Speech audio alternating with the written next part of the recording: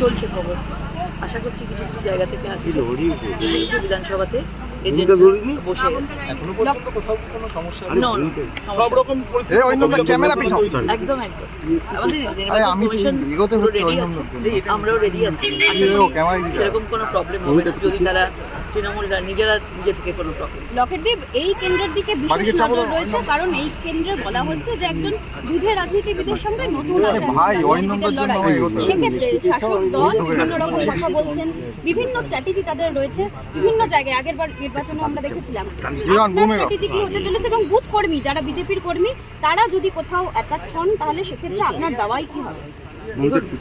প্রথম কথা হচ্ছে যে এটা নরেন্দ্র মোদীজির ভোট, দুর্নীতির বিরুদ্ধে লড়তে আমাদেরকে পাঠিয়েছেন, আমরা লড়ছি। সরাসরি দুর্নীতি হচ্ছে আমাদের প্রধান প্রতিপক্ষ। এখানে কে এক্সপিরিয়েন্সড, কে নতুন, কে সিনেমা করে, কিছু করে তার মধ্যে